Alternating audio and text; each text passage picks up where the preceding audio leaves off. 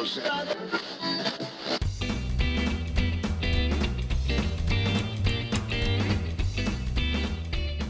Howdy, and welcome to Wise About Texas, the Texas History Podcast.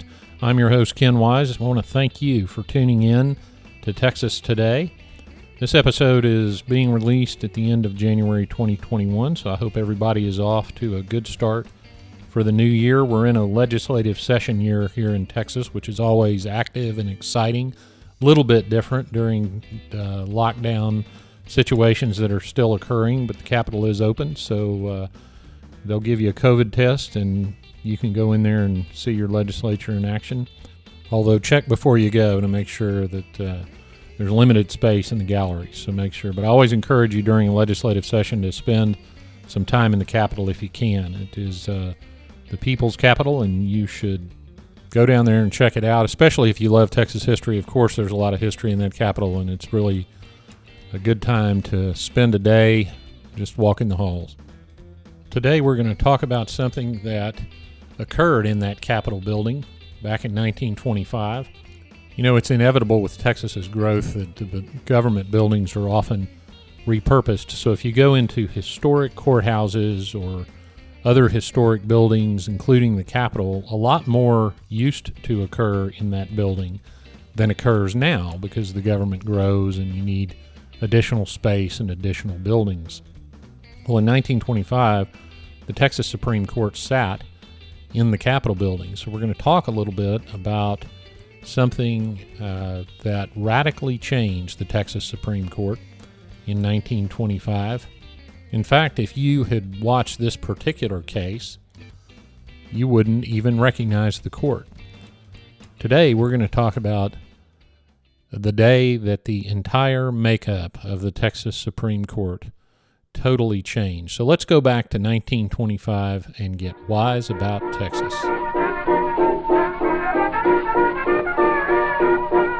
The Texas Supreme Court today consists of 9 justices and has for a while.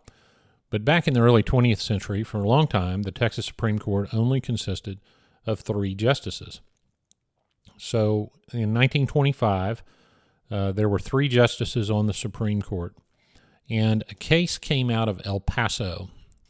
The case involves some real estate in El Paso, and I'm not going to give you too many details about it because a sure way for me to lose subscribers to this podcast would be to go into detail about real estate litigation. But suffice to say, it involved real estate, involved some insurance, and involved someone trying to collect a judgment against that real estate, a foreclosure on that real estate, and some insurance provided by an organization called Woodmen of the World.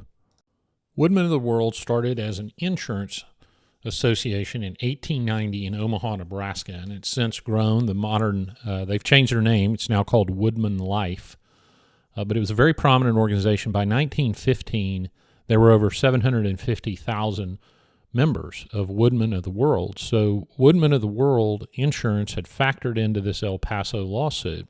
The essence of the lawsuit was whether an unrecorded trust agreement, in other words, a trust agreement that was not filed in the deed records of the county, was going to be enforced.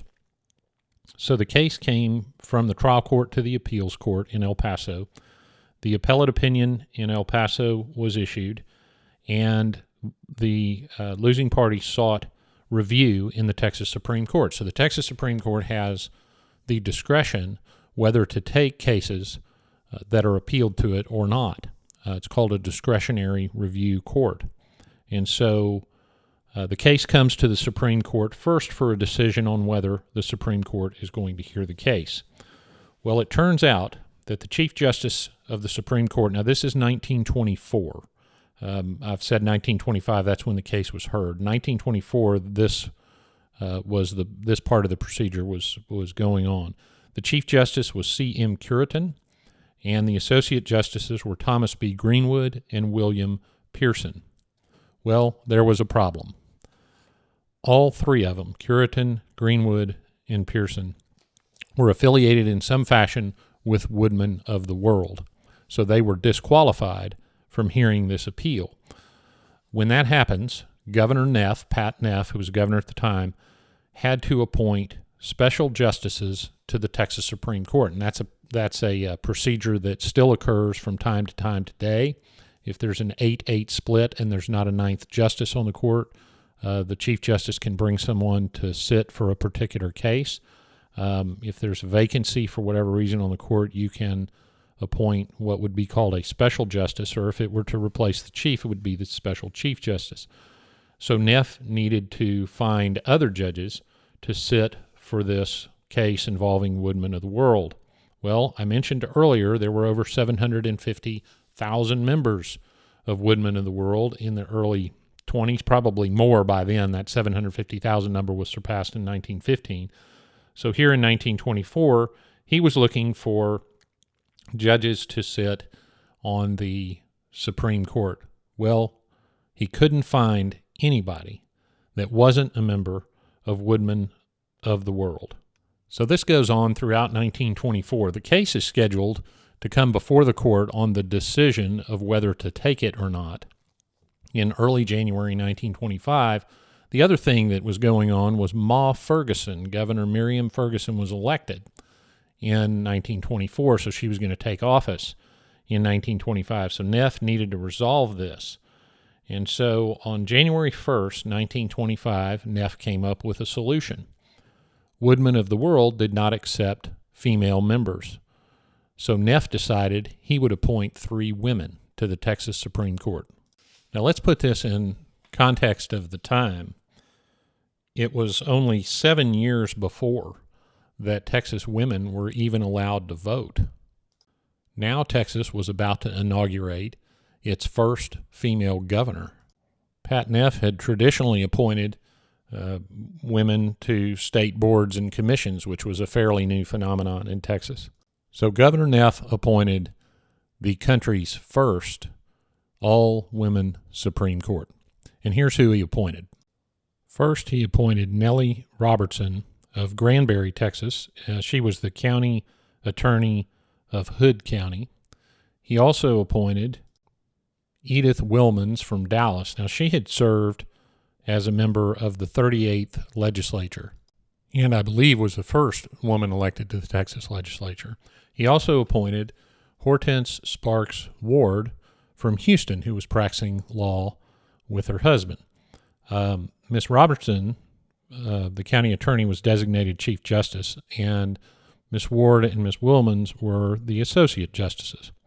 Well, right after the appointment, we ran into some problems. Miss Wilmans announced that she could not serve on the Texas Supreme Court because to serve on the Texas Supreme Court, at that time, you had to have been in practice for 7 years, and she was 2 months short of that. So she resigned. Then Miss Robertson, the special Chief Justice, announced that she had only practiced law for 6 years and 9 months, and also resigned her appointment. So Neff's great idea immediately went sideways, but not to fear. He managed to salvage the Supreme Court by replacing Miss Wilmans with Hattie Lee Henenberg, also of Dallas. So I'll tell you a little bit about Miss Henenberg. Hattie Henenberg was born in Ennis in 1893. She moved to Dallas to go to school. She studied at what was then called the Dallas Law School, which was part of SMU, and was admitted to the state bar in 1916. She was supervising what was called the Free Legal Aid Bureau in Dallas. Now, this is near and dear to my heart. I'm a commissioner on the Texas Access to Justice Commission, which tries to ensure that all Texans have access to the justice system. And so Miss Henenberg was one of the early access to justice attorneys. Later in her career, she was an assistant attorney general for the state, practiced law in Dallas. She was very involved in the election campaigns of Franklin Roosevelt and John Nance Garner, and was also an assistant county attorney in Dallas. To replace Robertson, Neff chose Ruth Virginia Brazel, who was from Galveston. Now, Miss Brazel had a little bit different legal career. She passed the bar in 1912, and she worked her way through the University of Texas as a special student in law. But she didn't just practice law. She was a realtor. She managed an abstract company, and she was also affiliated with the American National Life Insurance Company, a very well-known company in Galveston. She later moved to Bandera, where she was the postmistress. She sold real estate in the Center Point and Kerrville areas, and interestingly, which you'll find out why this is interesting in a minute, she was said to be opposed to women's suffrage, which is going to play a big role in the life of the third justice on this court, Hortense Sparks Ward. Now, she was elevated to Special Chief Justice when Robertson had to resign. Hortense Sparks Ward was the first woman in Texas to pass the state bar exam. She did so in 1910. She was also the first woman from Texas to be admitted to practice before the United States Supreme Court, which she was in 1915. She was born in Matagorda County in 1875. She was married to a man named Malsh. She had 3 daughters with Mr. Malsh, but then divorced him in 1906, and her divorce papers say that allege that Malsh was a quote-unquote no account and only worked about half the time. So that sounds like grounds to me. She later married an attorney in Houston named William Henry Ward. Ward would go on to be county judge of Harris County a couple of different times. But when she married him, they practiced law together in the firm of Ward and Ward. And Miss Ward wasted no time in making an impact in Texas. She lobbied the legislature to pass the Married Women's Property Law of 1913. And I won't go into too much detail of that, but it was significant because even though Texas had community property, which goes back to Queen Isabella in Spain, the husband nevertheless had sole management authority. So even though you might own half of the community property, the man could just up and sell it out from under you. So Ward thought that was unfair, so she got that law passed. She was an ardent prohibitionist, it is said, and she co-authored the constitutional amendment in 1919 to bring prohibition to the Texas state constitution. And she was president of the Houston Equal Suffrage Association in 1918. So she was big into the women's suffrage movement. She wrote and published pamphlets for women on how to advocate for suffrage and later how to vote.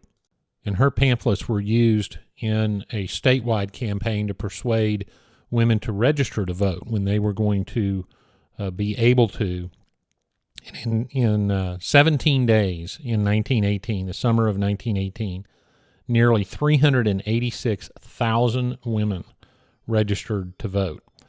And Hortense Sparks Ward, this was June 27th, 1918, Hortense Sparks Ward was the first woman in Harris County, Texas history to register to vote. So she really was a force of nature. And now she was the Chief Justice of the Texas Supreme Court, if only for this one case. So now that they were appointed, they had to meet and decide whether they were going to actually take that El Paso appeal. So that meeting occurred on January 8th, 1925. Now, it was recognized at the time how important this was. In fact, the New York Times on January 8th had a headline that read, quote, "Supreme Court of Women, first such body in the country, meets in Texas today." The Jacksboro Gazette wrote of that meeting, it was the quote, "It was the first time in the history of Texas and probably in the history of any other state of the United States that a woman ever made an announcement from the bench of a Supreme Court." That same Jacksboro Gazette article quoted Chief Justice Hortense Ward from the bench as follows, quote, "Application number 13371, W.T. Johnson et al. Versus J.N. Darr et al. From El Paso County for writ of error is granted, and the cause set for argument January 30, 1925." And her next sentence was this, quote, "I think that is all, except to have our pictures taken," close quote. Everybody knew how important this was. By the way, before they took the bench that day, they had to be sworn in, which they were by Chief Justice C.M. Curitan.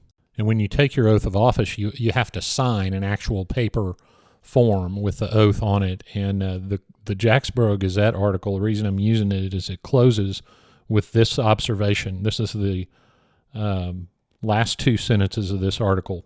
Quote, "It was noticed that Miss Brazel, in signing the oath, used her left hand.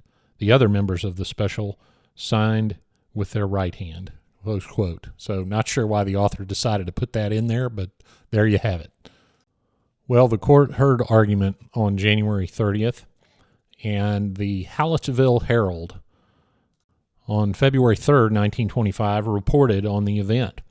And here is the first sentence of that article. Quote, "Woman in Texas reached the zenith of her power here today in state affairs.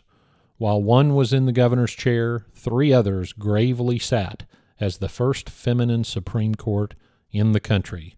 Close quote. Well, they made their decision, and they decided that the trust that wasn't recorded was in fact valid.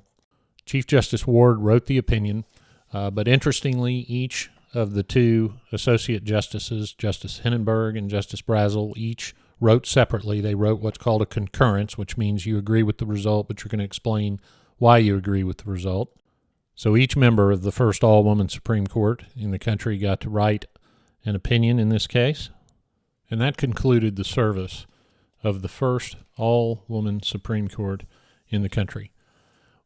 Another little interesting tidbit is women at that time in 1925 were not even allowed to serve on juries, but they could sit on the Texas Supreme Court.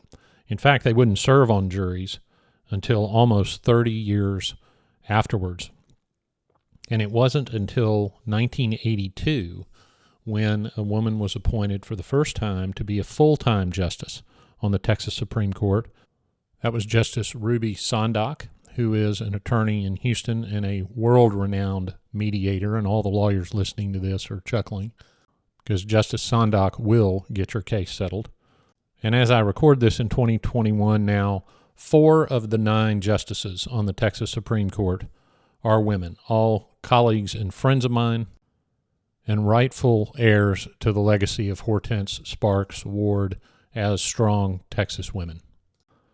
In fact, that's really what this episode is about, isn't it? Even in 1925, when there were barely any women lawyers and women were forbidden from deciding cases in the trial court, leave it to Texas women to serve with distinction on the highest court of the state of Texas and blaze yet another trail for the rest of the nation. Well, now we come to the part of the episode I call Getting There, where I tell you how to see locations mentioned in the episode. Well, this is a tough one. What locations could I have mentioned? Well, there is one place that you should go. When you go to the Capitol, as I encouraged you to do in the introduction, the old Supreme Court chamber is still there and it is preserved. It's on the 3rd floor of the Capitol building. You can go into the doorway and see the very room where Chief Justice Ward and Associate Justices Hindenburg and Brazel presided over the Johnson v. Darr case. The portraits hanging over the bench are the same portraits that hung over Justice Ward's court, as you will see on the social media post when I post that picture. So you are looking at the very room where it happened. Special Chief Justice Ward is buried in Hollywood Cemetery in Houston at North Main and I-45 if you want to visit and pay your respects. Ruth Brazel died in Kerrville, Texas. She's buried in Kerrville at the Garden of Memory Cemetery on Fredericksburg Road. And Justice Hindenburg is buried in Restland Cemetery on Restland Road in Dallas, Texas.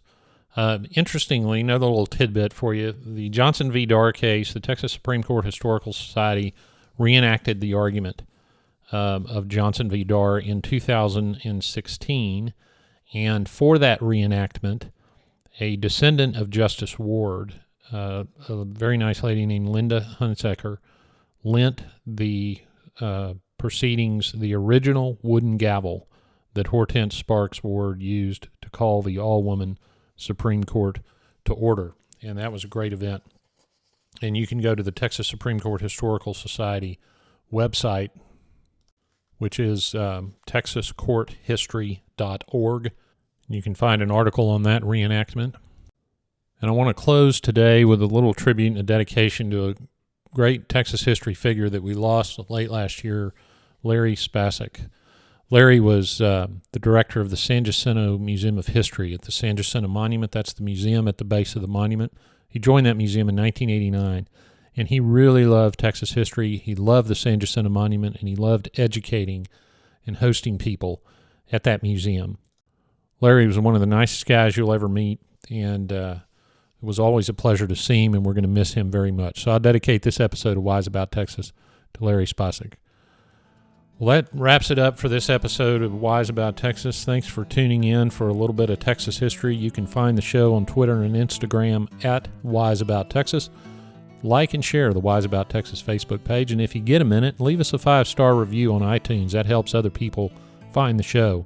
If you want to support the preservation and promotion of Texas history, go to patreon.com. That's patreon.com/wiseabouttexas, and you can support the show there.